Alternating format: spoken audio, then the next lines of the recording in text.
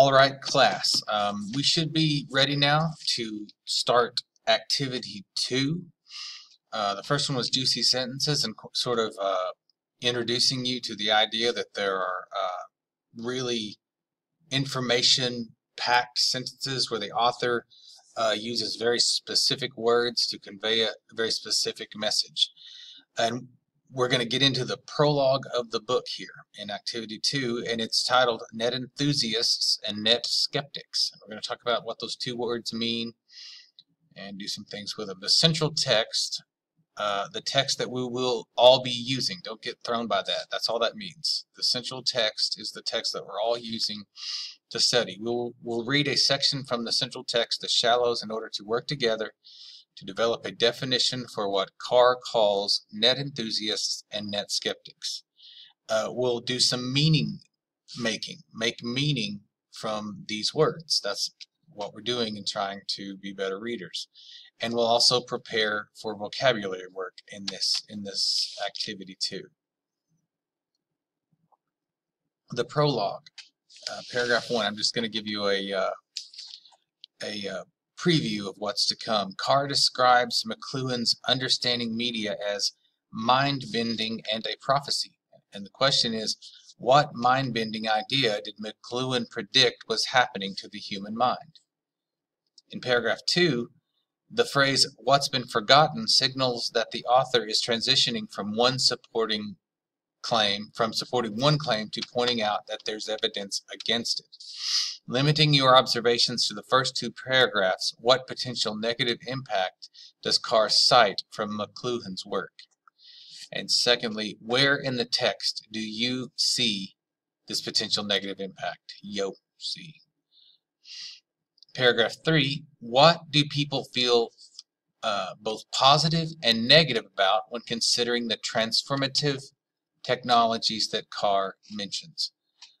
What do the critics and the champions say in censure or praise of these technologies?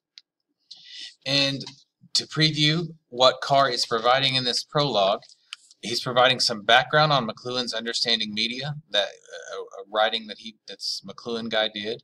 Specifically, that he argues technology, telephone, radio, movies, television was beginning to create a global society and to break the dependence on printed text.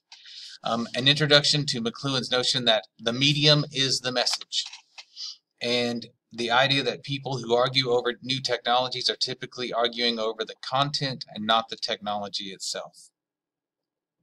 So it's important in this to know what an enthusiast is, and this is a good example. A football enthusiast might be a person who not only cheers at football games, but also believes that football builds teamwork abilities, helps individuals work together as a group, and helps individuals build strength. So they're not just involved in it, they want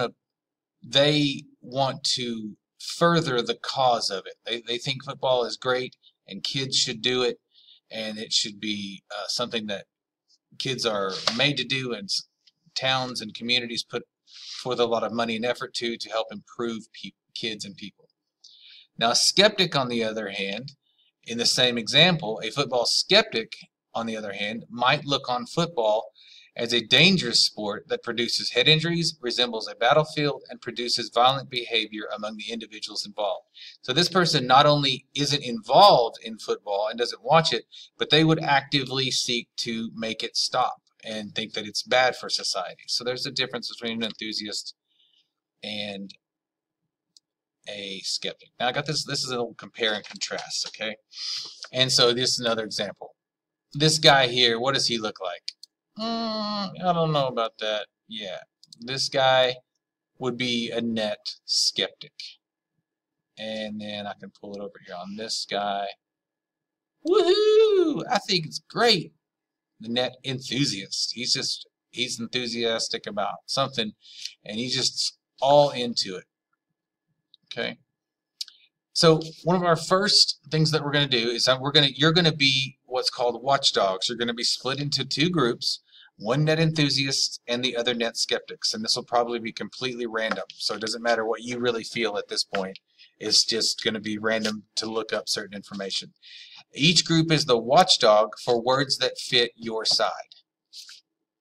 As I read the rest of the prologue, write down words and phrases that you consider in your definition, that you can consider in your definition of net enthusiast or net skeptic, depending on which group you're in. So you're listening for things that seem net skeptic-like if you're the skeptic group, and if there's evidence that seems like we should be enthusiastic about it, you're looking for that information. And then in the academic notebook, you will be writing down textual clues for definitions of these words. In fact, don't even worry about this. We'll talk about that in a minute. I'm just going to stop right there.